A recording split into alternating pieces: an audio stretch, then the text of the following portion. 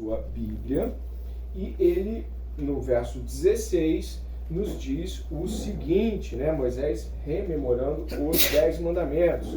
Ele diz assim: honre o seu pai e a sua mãe, como o Senhor, seu Deus, lhe ordenou, para que você tenha uma longa vida e para que tudo vá bem com você na terra que o Senhor, seu Deus, lhe dá. Vamos lá, alguns aspectos que são importantes. Não há precedentes históricos tais como esse aqui dentro da cultura mesopotâmica, suméria. Não há algo que seja como isso aqui em termos de relação com Deus. Havia um respeito pelos pais, havia uma perspectiva de honra patriarcal. Se fosse numa sociedade que envolvia clãs e tudo mais, você tinha determinado tipo de honra. Mas essa honra não estava ligada necessariamente a Deus. Ela estava ligada ao ciclo familiar e às compreensões de clã e tudo mais que você pode imaginar. Ou seja, o que nós temos no 5º mandamento, ele não tem um precedente histórico de você honrar porque Deus está ordenando. Então isso já é por si só algo novo que o Decálogo apresenta para aquela sociedade que estava saindo do Egito. E vale lembrar aqui, irmãos, os caras que foram para o Egito eram 70 pessoas. Vocês lembram da história de Abraão, Isaac e Jacó? 70 pessoas foram para o Egito. Alguns dizem que saíram de lá 500 mil, outros dizem 1,5 milhão. Eu já vi gente dizendo 5 milhões. Não sei se você já viu essa conta. 5 milhões de pessoas saíram do Egito. Eu não posso precisar isso. As contas vão em milhares e chegam a centenas de milhares, de acordo com as contagens posteriores. Mas o que nós temos é uma sociedade no Egito que não tem nenhuma instrução de lei por parte de Deus. Tudo que eles conheciam sobre o Deus hebreu eram aquelas histórias que você conhece de Abraão, Isaac e Jacó. Isso aqui é uma experiência de impacto. E que tipo de impacto? Eles estão comparando certamente o que eles estão recebendo com o que o Egito tinha de lei, porque o Egito tinha lei pra caramba. Então, eles estão fazendo uma comparação, é como se fosse uma conversão às leis de Deus. Porque, imagine alguém, eu nasci em família assim, com, evangélica. Mas pega aí, quem não nasceu em família evangélica aqui, que não teve Bíblia, zero Bíblia? Teve alguém aqui? Zero Bíblia. Quando tu vem pra fé e lê isso aqui, é um pacto. Quando você tem 0 de Bíblia, tu fica assim, comparando, é outro mundo. Então o que está chegando para eles é outro mundo. O Decálogo é um outro mundo de vida. Não tem nada a ver com o Egito. E isso é por sinal já para a gente perceber que Deus estava convertendo essas pessoas a Ele, trazendo elas para Ele por meio de sua palavra. E de um sistema de leis que, tem uma coisa ou outra, tem um rabisquinho de Hammurabi, uma coisa. Tem, gente, tem umas coisas que Deus, obviamente, Ele é o condutor da história, Ele fez uso daquilo que Ele mesmo produziu. Mas é um choque. A lei de Deus está chegando aqui em formato de confronto com o Egito. Isso é magnífico também. Segundo ponto aí de ressalva, né? Eu já fiz o primeiro ligando com a semana passada, esse é o segundo. Então o verso 16 vai nessa direção. Se você puder abrir o material que eu enviei para os irmãos, ele está já aí dentro do nosso grupo de alunos. Esse material aí, que é um material que ele tem uma... Eu aproveitei coisas que a Ana Vitória estava conversando com a Ana e coloquei outras coisas aqui já do Peter Craig, do livro dele sobre o comentário de Deuteronômio, são as últimas páginas. Como é que a gente pode entender o 5º mandamento, né, de Deuteronômio 5,16? Como nós sabemos, existe uma separação meio didática na perspectiva do 1 ao 4, né, que aponta mais para Deus, não é isso? Você já ouviu isso, né?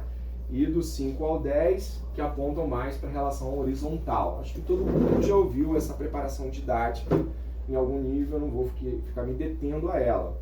Mas ela não é absurda. Nem tudo que a gente não encontra dividido nas Escrituras não é algo assim, não é Bíblia, é nosso modo de dividir.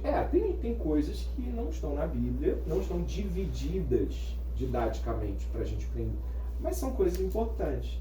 E aqui eu quero mencionar que é útil esta perspectiva de separação. Por quê?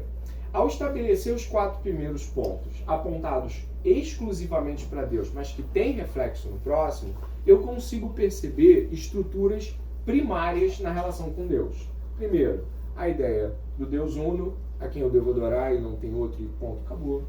A ideia de que isso não deva de modo algum ser sombreado por nenhuma imagem, nenhuma idolatria. A ideia de que eu carrego o nome de Deus e por isso eu não posso profaná-lo. A ideia de que eu devo descansar em Deus. Todas essas grandes coisas, elas amarram perspectivas de confiança, perspectivas de adoração, de devoção, de louvor somente a Deus. Então tem muita coisa nos 4 mandamentos que acabam reverberando para os outros. E nos demais, os mandamentos sociais, eles vão estar decorrendo dos 4 primeiros em vários termos, como a gente vai poder olhar. A palavra honra, que em hebraico é kabod, dá uma olhada aí, ela tem uma perspectiva de peso ou glória. Algo como dar àquele que é seu pai e sua mãe determinado tipo de louvor e ênfase à sua existência. Todos nós aqui temos dificuldades, às vezes, de lidar com isso quando nossos pais não são pessoas fáceis ou nos aplicam determinadas coisas dolorosas que nós lamentamos e sofremos. E nós ficamos pensando de que modo a gente poderia honrar o pai e mãe. Mas a primeira coisa, antes de fazer a aplicação, e aí Dan Doriani, né, autor de bons livros de aplicação pela cultura cristã, gente, barulho daí não tá barulho aqui tão grande, pode vir pra cá, não tem problema não. O Dan Doriani vai falar assim, um dos nossos erros em interpretar a Bíblia é começar aplicando. A primeira coisa que a gente tem que fazer, o Dan Doriani fala, a primeira coisa não é aplicar, a primeira coisa é entender o que esse texto tem de significado. Ele só tem um significado, embora ele possa ter aplicações variadas e derivadas desse significado único. Então, qual é o significado que a gente vai encontrar num primeiro momento? Bom, irmãos, o mandamento diz assim, ó, honre seu pai e sua mãe, como o Senhor, seu Deus, lhe ordenou, para que tenha uma longa vida e para que tudo vá bem com você na terra que o Senhor, seu Deus, lhe dá. Eu não sei se os irmãos leram com bastante apuro os versos anteriores, mas se você for no 4:40, quem não puder estar com criança na mão, eu leio em voz alta. 4:40 de Deuteronômio, a Marcela pode fazer esse intermédio. Ela está aí meio fora dentro, ela pode ler para o pessoal de fora ouvir também. 4:40, Marcela, por gentileza.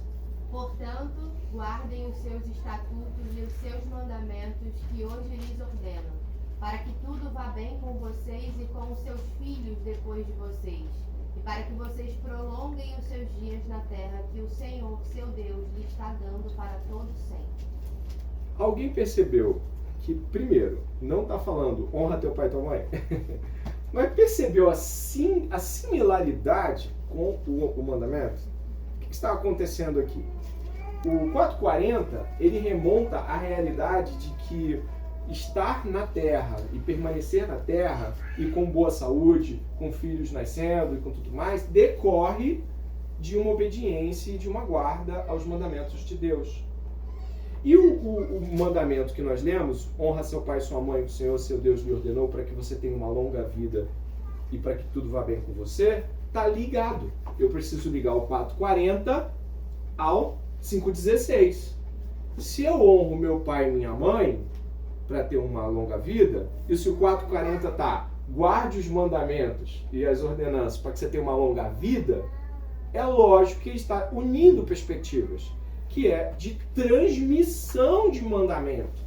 O mandamento do 4:40, quando está sendo transmitido para o honrar pai e mãe, ele decorre da realidade. Se eu não honro meu pai e minha mãe, dentro da realidade da antiga aliança ali, por favor. Eu não honro meu pai e minha mãe, eu não consigo vivenciar uma realidade de que eu ouço eles. Como que eu vou guardar mandamento? Eu não vou receber o mandamento, minha vida vai ser destruída e eu não vou ter uma longa vida. Então a ideia de ter uma longa vida, ela decorre justamente da guarda dos mandamentos e das ordenanças. E aí onde está a ligação, para a gente poder entender, os filhos, se quiserem viver, vão precisar guardar os mandamentos. E se quiserem guardar os mandamentos, qual é a fonte? O pai e a mãe. Essa é a ligação que se tem aqui e é a ligação que você vai encontrar no Shema depois. Então, onde nós estamos colocando os nossos pés? A antiga aliança faz algo completamente novo. Qual é? Quem é o transmissor oficial da Cultura de Deus para outra geração. Sacerdotes? Os pais. Isso é algo sensacional, porque toda a cultura antiga, toda a religião antiga concentrava basicamente suas estruturas nos sacerdotes. O sacerdote, ele era basicamente tudo que você poderia se relacionar enquanto religião. E as famílias tinham religiões paternais, matriarcais, tinham questões que envolviam, por exemplo, os espíritos dos antigos, coisas. E aí você já viu aí o avatar todo. Mas a ideia é a seguinte: quando a gente está pensando aqui, a gente está vendo Deus usar pessoas para transmitir história, cultura e fé para outra geração. Que é exatamente, aí a gente pode fazer uma ponte correlata, óbvio, com Mateus 28, que é Jesus fazendo uma ponte de transmissão. Vocês devem ensinar aos novos filhos de Deus tudo o que os filhos de Deus já aprenderam antes. É uma relação. Por isso que a gente costuma fazer a relação de discipulado junto com isso. Por quê? A relação de discipulado, ela tem a ver com essa compreensão de transmissão. Eu vou voltar para lá de novo. Logo, não deixe de anotar aí que o 4:40 faz a ponte com o 5:16, que vai fazer a ponte com o Shema. Mas o primeiro, olha que coisa interessante, o primeiro, que é o 5:16, ele coloca a perspectiva no campo de ordem lógica. Qual é o campo de ordem? Pode sentar aí também, eu acho que tem espaço. Aqui, olha. Mas tenta, porque o barulho lá tá forte. 5:16, presta atenção. Olha a ordem. Deus, 4:40, Deus está ordenando para o povo. Certo? Aí vem, Deus está ordenando para o povo. Agora Deus está dando autoridade para os pais. E em seguida Deus dá responsabilidade para os pais. Olha a ordem. Lei geral, te põe autoridade, te põe responsabilidade. Não é te ponho responsabilidade e te ponho autoridade. Não, primeiro eu te ponho autoridade para você poder fazer o exercício da responsabilidade. E isso é algo magnífico. A gente não pode responsabilizar alguém que não autorizamos. Ninguém é responsável se não for autorizado, ou seja, receber autoridade para assumir determinada responsabilidade. Isso é uma perspectiva extremamente importante de concatenação. Em relação às possíveis aplicações, o senhor diria que Paulo vai nessa mesma linha lá em Efésios 6, como ele cita, ou ele dá uma outra aplicação? Como o senhor já está adiantando a última folha, eu não tenho nenhum problema na última página do PDF. Sim! Repare que o apóstolo Paulo vai falar o quê? Ele vai falar assim, porque é justo, honra teu pai e tua mãe, porque é justo, e para que tudo te vá bem. Só que ele, é curioso que ele faz uma espécie assim de síntese. Por quê? Porque ele vai pegar, é justo para honrar pai e mãe, e a gente não tem isso no decálogo. A gente sabe que é justo em decorrência inerente de que você é uma ordem de Deus, é justo. Não é? A gente então entende que Paulo fez uma aplicação objetiva de é justo, Deus ordenou honrar os pais, é justo. Mas repare que Paulo vai recuar, ele vai lá para o 4:40. Ele não vai para 5:16, ele vai para o 4:40, ordem geral, guarda geral. Então é importante perceber essa ressalva, ele vai para uma ordem geral de que todos devem guardar. O 4:40 é todos devem guardar. Porque há uma espécie de vírgula ali por parte de Paulo, na perspectiva de que Paulo nunca responsabiliza a salvação e a permanência do evangelho na terra aos filhos de ninguém. Mas ele dá aos pais a responsabilidade de, eu não sei se vocês perceberam, de serem doutrinadores. Mas nunca de que isso necessariamente vai fazer com que as pessoas sejam salvas. Paulo tem dedos para tratar, obviamente, assuntos como salvação, porque ele é um doutor graça, né?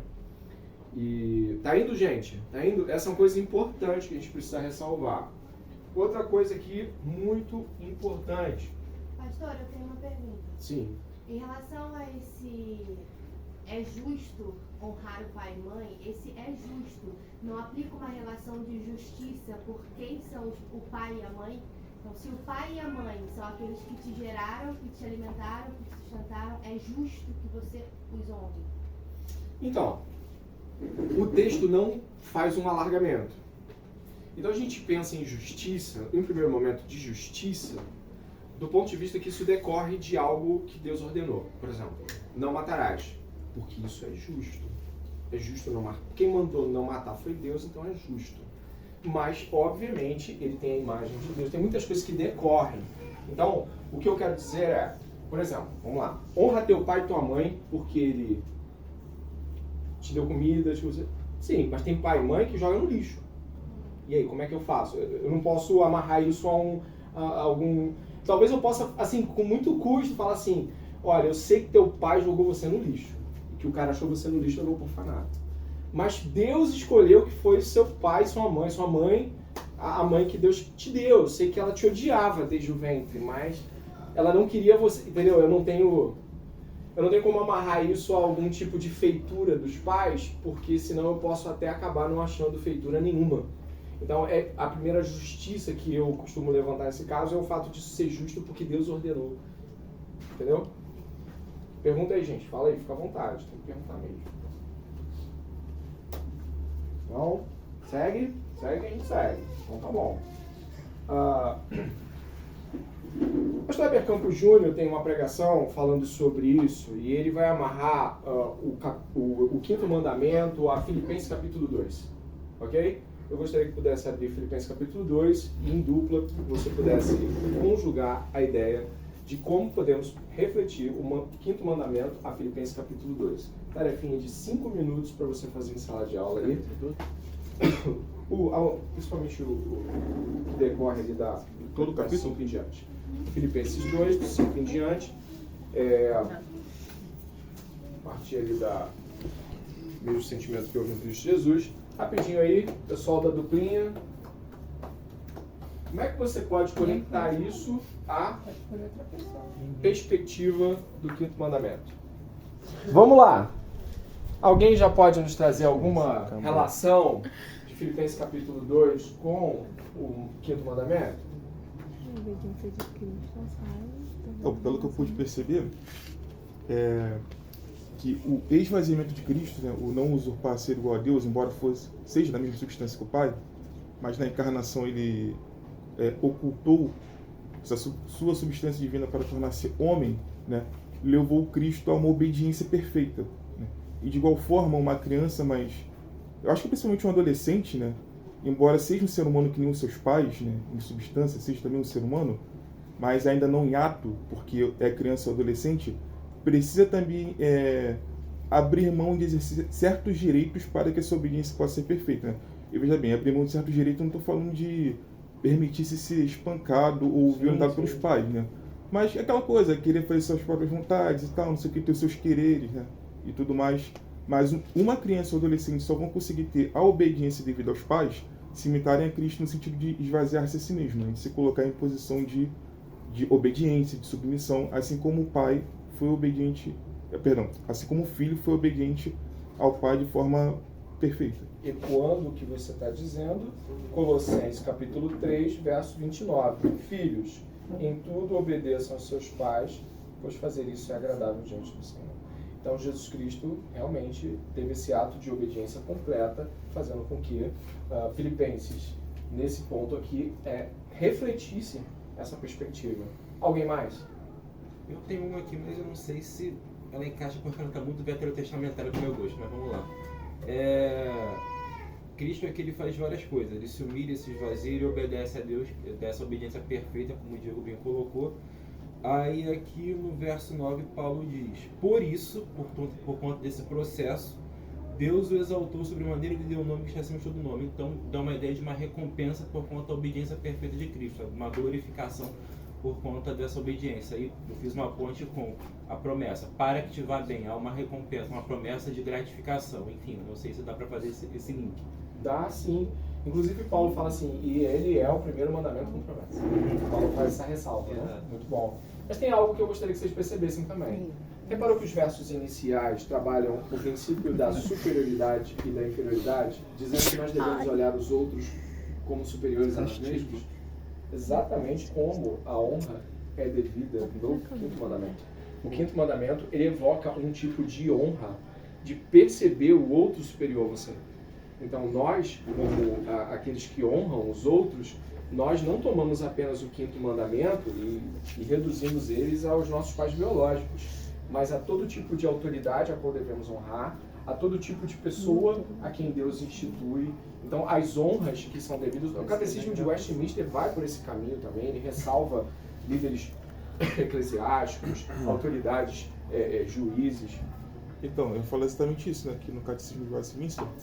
Essa questão de obedecer ao pai e à mãe por parte da criança é um treinamento para que eles possam obedecer às autoridades civis, né, que são constituídas pelo Estado, às autoridades religiosas, pastor, presbítero e tudo mais, e no sentido último a Deus, que o primeiro treinamento de obediência, de autoridade que a criança vai ter é com os pais. Sim. Então, se a criança obedecer aos pais, desde a mais tenra infância, a probabilidade dela ser obediente de uma forma justa às autoridades civis, eclesiásticas, ao próprio Deus, é maior, embora não seja garantia. Mas é uma boa forma de treinamento. E o contrário também é verdade. Se a criança, desde cedo, ela é desobediente aos pais, a possibilidade dela não ser obediente a essas autoridades, em instância última a Deus, também é muito grande. Verdade. Então, quer falar alguma coisa, por favor? Não, conclui a fala. Não, por favor. Não, era assim, evidentemente Filipenses 2 não é sobre o quinto mandamento, mas olhando à luz do quinto mandamento, acho que o que o Diego falou, o que o Rafael falou, se aplicam belíssimamente. Mas existe também por parte de Paulo, dentro dessa ótica do quinto mandamento, no versículo 22, quanto a Timóteo, vocês conhecem seu caráter aprovado, pois serviu ao Evangelho junto comigo, como um filho trabalha ao lado de um pai. Então ele reflete a servidão e o caráter aprovado de Timóteo em relação a ele, na mesma relação que um filho deve ter em função de um pai. Então, se olharmos por essa ótica, também se aplica. Um exemplo, digamos, prático ali do que seria essa obediência, entendeu? Se trata de uma servidão àquele que te gerou de alguma forma. Tem alguns livros do John Piper onde ele trabalha expressões como lutando ou batalhando por exemplo. John Piper usa muitas expressões assim, de batalhando pela fé, lutando contra a incredulidade. Você já leu o livro dele, deve ter encontrado essas terminologias. Eu diria que nós temos uma grande batalha contra nos vermos superiores a outros. Eles têm uma batalha enorme dentro da nossa mente. Alguém está aqui, e aí imagine uma pessoa está aqui na sala de aula e levanta assim e fala assim, eu acho isso. Aí o que ela falou não tem nada a ver. A primeira coisa que a gente faz, cara, devia nem estar aqui. Eu tenho outra turma. Não sabe isso? Isso já isso é básico, devia saber isso. A gente começa a fazer um somatório de coisas. Por exemplo, quando você está ouvindo um conselho de alguém e a pessoa começa já por algo que você discorda, a primeira coisa que você faz já é subir o tom da tua própria disposição interna. Você não quer ouvir mais o final, porque você já discorda do começo. Então nós temos uma atitude de superioridade que muitas vezes não é notória em termos de consciência, mas a gente já está julgando. A gente já está matando tudo em uma cajadada só. Por isso, eu acho que, entre outros aspectos, a humildade evocada pelo quinto mandamento devia ser para nós assim, uma grande bandeira. Muito bom aí a fala de todo mundo, parabéns. Vamos caminhar. Temos alguns minutos ainda. Eu gostaria de seguir essa perspectiva fazendo algumas leituras aqui do livro do Peter Craig. Está no nosso PDF e eu coloquei aqui algumas inserções do livro, tá bom? E a cada momento eu posso dar uma parada e você, pô, legal isso aqui, gostei disso aqui, a gente vai ler juntos essas, são 2, 3 páginas, nada absurdo não. Tá basicamente ali na minha página 38, eu acho. Deixa eu ver. 38, onde está Decálogo. Acharam? Calma aí. Decálogo. Comentário do Antigo Testamento, Deuteronômio, Peter Craig. Viu? Beleza? 38. Só se tiver encontrado, eu espero. Tudo bem? Vamos lá. Quinto mandamento, os pais foram conscientizados da pesada responsabilidade de criar filhos. O perigo das imagens poderia conduzir a um falso relacionamento com o Senhor da Aliança, que por sua vez poderia afetar até a vida dos seus bisnetos, como nós encontramos, por exemplo, não sei se você repara, mas uma das coisas que você vê lá é que Deus, ele é misericordioso mas ele também é punitivo, no sentido de que filhos, netos e bisnetos padecerão por determinados pecados. Então existe certa responsabilidade que os pais têm nos mandamentos anteriores, se eles quebrarem algumas coisas do mandamento anterior. O estreito paralelo entre essas palavras e 4:40 indica que a questão básica envolvida no mandamento era a continuidade da aliança. Nós acabamos de ver isso. Os pais tinham a responsabilidade de ensinar aos seus filhos a respeito da aliança, e assim fazendo, tanto os filhos quanto os pais prosperariam na terra e veriam o cumprimento da promessa de Deus. Contudo, para que o ensino fosse eficaz, teria de haver receptividade da parte dos filhos. Honra teu pai e tua mãe. Se eles não honrassem os pais, sendo rebeldes e egocêntricos, não seriam capazes de aprender sobre o relacionamento pactual que havia sido tão marcante na vida dos pais. Como consequência da desonra aos pais, não prosperariam na terra prometida, pois não conheceriam intimamente o Senhor da promessa pactual. Vamos lá. Existe um modo como nós ouvimos, existe outro modo como nós ouvimos. Existe um modo como nós ouvimos as pessoas, acreditando no que elas estão falando, e existe um modo como a gente está ouvindo as pessoas simplesmente alienado ou insensível ao que elas estão dizendo. O apelo que a gente vai encontrar no Shema é um apelo do amor. Devemos ouvir com amor o que os pais estão dizendo. O Shema vai falar sobre amor o tempo todo. E eu gostaria de, nesse sentido, aplicar diretamente a perspectiva do Shema, se não houver nenhuma dúvida sobre o 5º mandamento. Alguém sabe o Shema de cabeça? Aí, nossa nova tarefinha. Tenta aí. Alguém sabe o Shema de cabeça? Ouve, Senhor Israel, pois o Senhor nosso Deus é o único Senhor. Consegue ir? Ah, tá. Se não consegue, tudo bem. A gente está estreando hoje. Amar as posições de todo o seu coração, de toda a sua alma, de todo o seu entendimento. Sim, Entendimento de toda a sua força. Isso. Né? Vai. Pode ir. Ah, eu já esqueci. Não, Tudo eu bem. lembro, calma aí. Eu gravei por causa Vai das ficar tipo crianças. meia hora aqui. Por causa das crianças. Ensinando para as crianças para me gravar. Eu... Alguém quer arriscar? Vamos ver até onde. Quem se arriscar vai até onde, não tem problema. Parou, tá respeitado. Vamos lá. Essas palavras que hoje lhe ordeno. Começa do começo, vamos lá. Ouve Israel. Ouve Israel, Senhor, nosso Deus é o único Senhor. Portanto, amarás o Senhor teu Deus de todo o teu coração, de toda a tua força, de todo o seu entendimento. Essas palavras que hoje lhe ensino, essa palavra que hoje lhe ordeno, você ensinará a seus filhos, e delas falarás enquanto estiver andando pelo caminho, ao levantar, ao deitar, ao assentar-se, ao deitar. Essa versão é em TLH, mas. Caralho. Tô brincando. Eu não lembro. Essa é do Ari. Mas olha, teve coisa certa aí. Teve coisa certa. Vamos tentar, vamos lá. Do 4 até o 9 do capítulo 6. A gente está fazendo o link. Vamos ver se a gente consegue trabalhar um pouquinho do Shema hoje.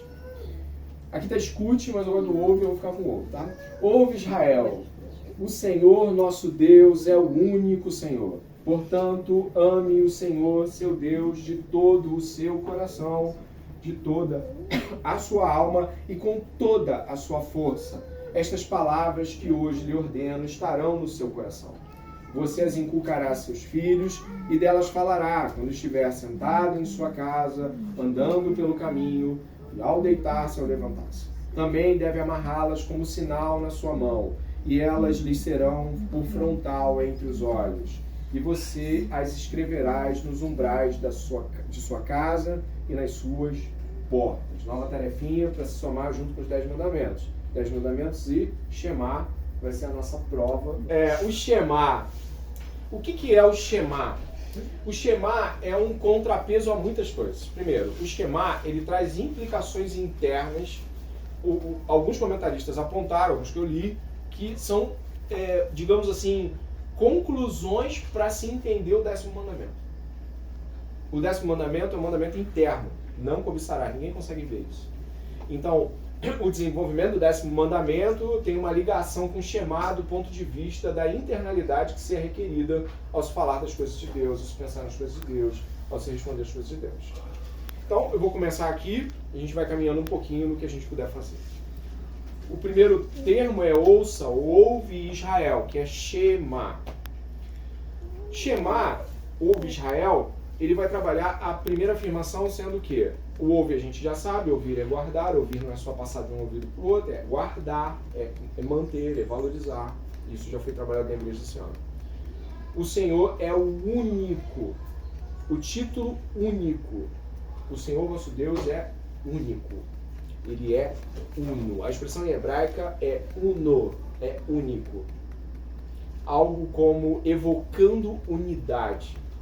Eu não quero pegar e empurrar a trindade no texto, que eu já vi gente fazendo também. Não, mas essa palavra em hebraico, ela também pode soar unidade de partes. Então, eu vi um outro teólogo falando, acho que até o Craig falou assim, não vai por esse caminho, senão você está querendo botar tudo. Sabe, você está querendo. Sabe aquele cara que quer ver trindade em tudo? Não é aquele cara da trindade, do X da trindade, não. Ele faz legal. Mas tem gente que quer ver trindade em tudo, até em tríade. Tem tríade, né? Então, é perigoso querer ver trindade por causa do número 3, ou porque as palavras evocam. Vou te dar um exemplo.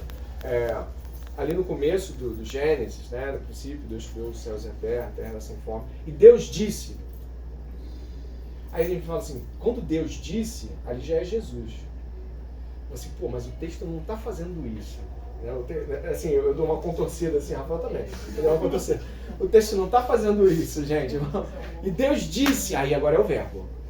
E aí quando o Espírito lá estava passando na água, é o Espírito. É você meio que chutando as coisas para... vai ter que ter trindade aqui do jeito que a gente quiser. Não é assim. Eu separei um artigo ontem de uma comunidade judaica dizendo por que Jesus não é Deus. E eu fui lendo e refutando. Falei assim, gente... Jesus é Deus. Assim, muito legal, vou mandar para vocês, até para a gente fazer um teste de refutação em algum momento. E único, o que é único? Qual é a perspectiva de Deus ser único? É porque isso aqui é um contraste com os ídolos, é só isso. É só para dizer que a relação com o politeísmo que eles devem ter é de realmente não aceitá-lo. Que Deus é único, Deus não é aquele monte de deuses que eles conheceram e nem os deuses cananeus que eles conheceram. Deus é um. É esse que está falando com você. É só isso. A ideia não é necessariamente trazer a unidade da Trindade, mas a perspectiva é trazer o contraste com o politeísmo. Entende a diferença? É contrastar o politeísmo. Igor, depois Danielzinho. Vai. Tu levantou a mão? Não. Não, eu ia falar, porque normalmente... o pessoal fala que Israel é monólatra, no sentido de assumir outros deuses, mas adorar somente um. Então ele é monólatra, não monoteísta. Justamente também por conta do segundo mandamento, que fala, não terás outros deuses diante de mim. Então é como se a comunidade judaica aceitasse a possibilidade de existência de outros deuses, mas adorar somente o Senhor Deus que os redimiu. Mas esse texto, ele meio que já refuta essa ideia no sentido de que o Senhor é único. Então, a relação que se tem, o caráter que se é ímpar em relação a tudo demais que existe. E, evidentemente, em relação também a seres espirituais. Eu não sei se você me permite a gente ressalvar a sua fala. Claro. Até porque é uma aula e eu tenho muito cuidado com isso para não parecer que o aluno não falou coisa certa. Você falou coisa certa. Mas, quando ele fala assim, o Senhor, vosso Deus, é o único Senhor... Ele vai usar Adonai. Adonai é Senhor. É um nome de Deus, mas é uma titularização. Adonai. Entende? Adonai, expressão Adonai, todos conhecem, Adonai é Senhor. Então aqui ele está ressalvando a quem eles não devem se curvar aos outros, mas somente a Adonai. E nesse ponto, a comunidade judaica, aqui, você acha que, vamos lá, eu tenho a minha opinião e eu posso dizer depois de vocês. Você acha que aqui eles creem, após ouvir isso, que só existe Yahvé, obrigado Lucas, Yahvé, ou existem outros, mas Yahvé está requisitando senhoria? Qual é a opinião de vocês? Segunda opção. Segunda opção? Não, Daniel levantou. Daniel, me perdoe, eu não te ouvi. Qual parte? Yahvé? Yahvé é o nome de Deus lá no Antigo Testamento. A gente trabalha até com Jeová ou Javé. Mas é como a Bíblia escreve o nome de Deus, como Deus mesmo falou o seu nome. Né? O seu é Daniel. Quando Deus falou para Moisés o nome dele, ele usou a expressão Yahvé. Então Moisés é. Hã? Então Moisés é. Não, Moisés perguntou, quem é você? Para que eu diga a eles. E ele falou para Moisés.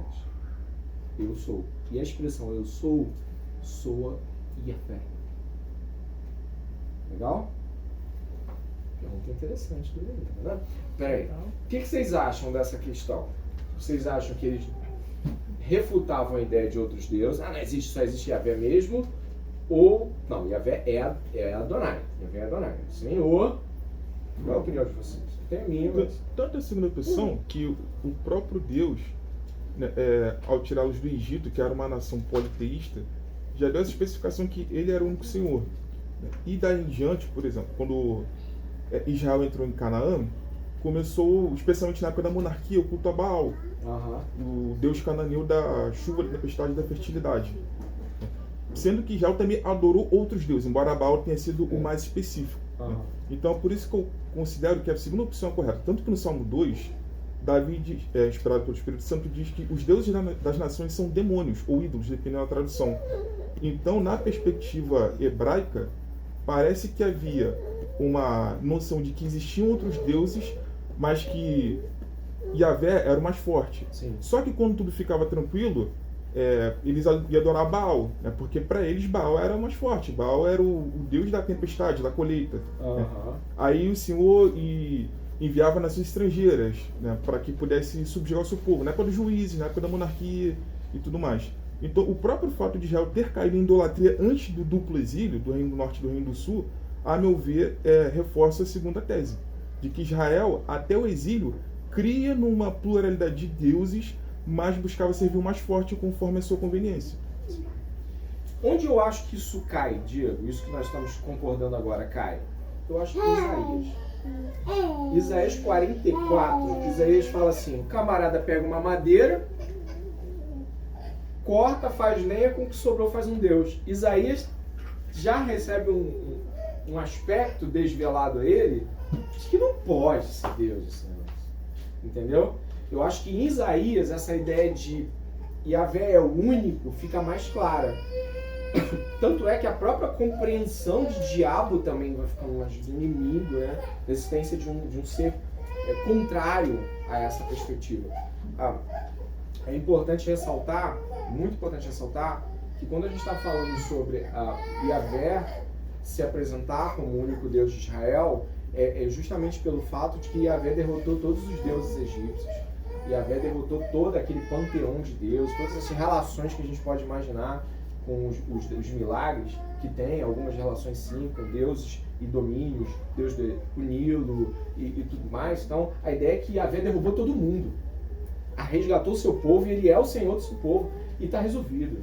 Então, a ideia de Yahvé ser Senhor tem a ver justamente também com ele ter se demonstrado com um braço forte, ter resgatado o seu povo.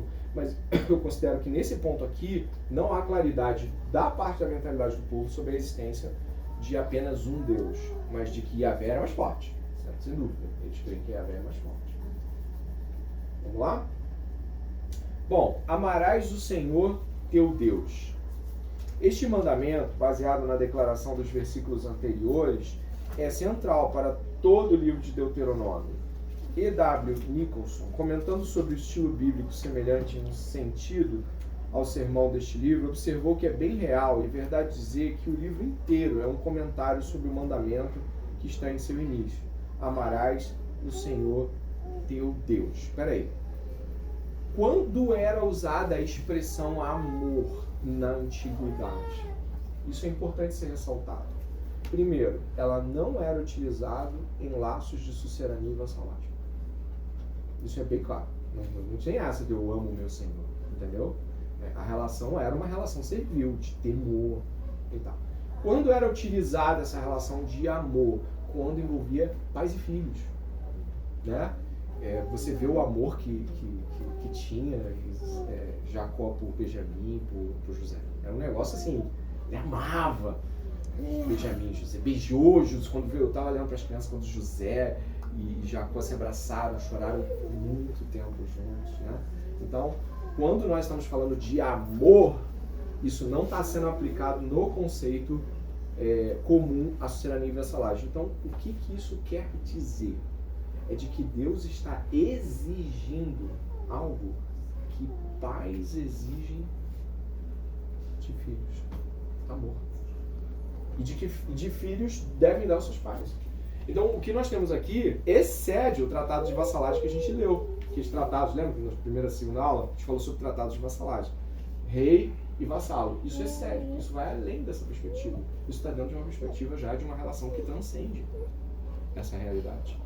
Mas o que vai acontecer em seguida? Repare, ama o Senhor teu Deus. Em seguida, a ordem que ele dá é para os pais ensinarem o amor aos filhos. Olha que coisa significativa. Ele vai logo lidar com questões familiares aqui. Olha lá, vamos lá. Eu vou terminar aqui, tá bom? O mandamento de amar é central, porque todo o livro se refere à renovação da aliança com Deus. Presta atenção nisso, gente. E, embora a renovação demandasse obediência, essa obediência só seria possível quando fosse uma resposta de amor para com Deus, que tirou o povo do Egito e estava conduzindo à terra prometida. A linguagem de amor é semelhante tanto à linguagem do Tratado do Oriente Próximo quanto à analogia de relacionamento pai-filho já empregada em Deuteronômio. Ou seja, não dá para renovar uma aliança se não tiver amor. Presta atenção nisso. Quando o Deuteronômio é colocado diante deles, eles já estão na Terra Prometida? Não, eles estão onde? No deserto. Pensa, por favor, que já são 40 anos, 39 anos ali, sei lá, de muita luta. Como é que eles poderiam renovar uma aliança de obediência se a promessa da Terra Prometida ainda não aconteceu? Como é que eles poderiam pensar apenas em obediência se, ao que parece, 40 anos decorridos, não se estabeleceu o resultado final dessa procura? Só havia algo que poderia, de fato, ser realmente um sustentador de uma nova aliança. Ou, perdão, de uma renovação de aliança. Que é o quê? O amor. É o amor que faz com que a gente possa ir adiante e se renovar em tarefas que aparentemente não estão fazendo aquilo que a gente queria como benefício final. Por isso é importante ressalvar, e isso é muito importante colocar, de que quando nós estamos falando, por exemplo, da nossa obediência a Jesus, nossa obediência a Jesus é uma obediência que precisa ser uma obediência completamente permeada por amor. Porque senão nós não vamos começar a nos distanciar, começar a ficar meio cínico, sabe? Não, a gente tem que crer, a gente é crente, né? Isso aí já começa aquele cinismo decorrente da perda do amor. E o que nós estamos esperando é a Terra Prometida. A gente está esperando um monte de coisa, analogamente aos nossos irmãos do Velho Testamento. E, portanto, irmãos, indo aqui para essa parte, a linguagem de amar a Deus, entretanto, não é derivada diretamente da terminologia de tratado. Antes, é uma das características do relacionamento dos hebreus com Deus que tornam possível o uso da terminologia do tratado de analogia pai e filho. A injunção para amar era baseada no amor precedente de Deus, que havia sido demonstrado aos israelitas, principalmente no Êxodo, e em um contexto mais amplo, em sua eleição, no tempo de Abraão. O povo foi chamado para amar a Deus com a inteireza do seu ser, com todo o seu coração, com toda a sua alma e com toda a sua força. O todo abrangente amor por Deus devia achar expressão em uma bem disposta e alegre obediência aos mandamentos de Deus. Esse tema é desenvolvido nos 4 versículos seguintes. Ele diz assim, lá no outro: os mandamentos que fornecem a estrutura no qual os israelitas podiam expressar seu amor a Deus deveriam estar em seu coração, isto é, as pessoas deviam pensar sobre eles e meditar neles de maneira que a obediência não fosse uma questão de legalismo formal, mas uma resposta baseada em entendimento. Refletindo sobre os mandamentos, elas estariam refletindo sobre as palavras de Deus e entendendo o caminho de vida colocado pelos mandamentos. Elas, ao mesmo tempo, descobririam a maneira como o amor de Deus era expresso. Quer sejam interpretados literalmente, quer metaforicamente, os sinais descritos nos versos 8 e 9 indicam que o indivíduo, sua casa e sua comunidade deviam ser distintos em seu caráter pela obediência aos mandamentos, como resposta ao amor de Deus. Deus amou e resgatou. Agora, eles amam, ensinando aos filhos a amarem a Deus. Isso é magnífico, porque isso perpassa o cristianismo todo. Jesus amava o Pai e nos ensinou a amar o Pai porque Ele amava o Pai. E o amor de Jesus ao Pai também nos ensina como amar o nosso Pai Celestial. Amém? Alguma questão que queiram perguntar nesse fim de jornada aqui? Não? Algum comentário sobre algo que foi particularmente importante nessa aula? Você pode fazer um comentário bem breve, mas pode fazer algo que foi, poxa, isso aqui eu não tinha visto desse ângulo, isso ampliou a minha capacidade de pensar sobre esse tema, ou mesmo algo que te interessou. Pode levantar a mão e ainda pode falar. Amém. Amém. Isso é tranquilo. Então, um aspecto interessante foi a questão dessa filiação que Deus faz questão de estabelecer com o seu povo. Como você falou agora no final, não é só uma questão de sucerano e vassalo, que envolve relações de poder e obediência, mas é uma relação de pai e filho, no sentido último, que necessariamente tem que envolver amor, porque entre o pai e o filho não pode ter apenas obediência por obedecer, mas sim o ideal é que tenha uma obediência por amor, que o filho entenda que aquilo é o melhor para a vida dele. Tanto que esse é quando Jesus resume a lei, em 2 mandamentos, ele resume com Shema, amar ao Senhor de todo o seu coração, todo o seu entendimento e força, e amar ao seu próximo como a ti mesmo, que também tem em Levítico 19:15. Então, e isso, só para fazer um contraste, para um muçulmano é absurdo, porque o muçulmano entende Allah como um sucerano, né, como totalmente outro. Então, falar para um muçulmano que Deus é pai do seu povo, ama o seu povo, e que enviou o seu filho, que é igual a ele, para morrer pelo seu povo, é loucura para um muçulmano. Ele considera blasfêmia, porque o muçulmano considera Deus simplesmente como todo poder, mas não como todo amor. Então, por isso que é tão difícil, até onde eu sei, é claro, né, evangelizar um muçulmano, porque ele parte desse pressuposto, de que Deus é totalmente outro, totalmente poderoso, e ele jamais se daria fraquezas, entre aspas, como essas, como amar o seu povo, cuidar do seu povo. Entendeu? Aparentemente é uma fraqueza para Deus. Sim, ele se envolver com os problemas do seu povo dessa maneira. Mais alguém?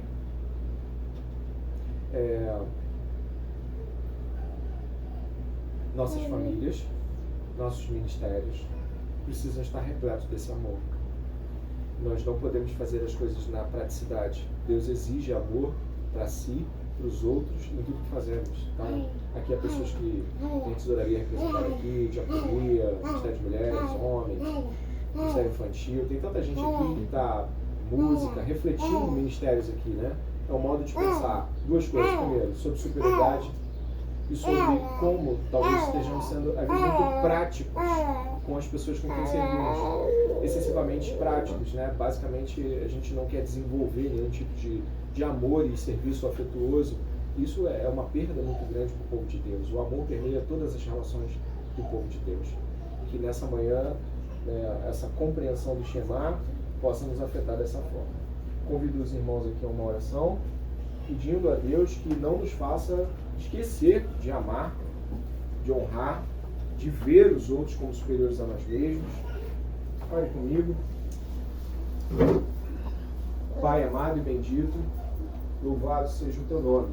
Esta manhã nós nos encontramos diante da tua presença santa, honrosa, gloriosa, como filhos se apresentam diante de seu Pai.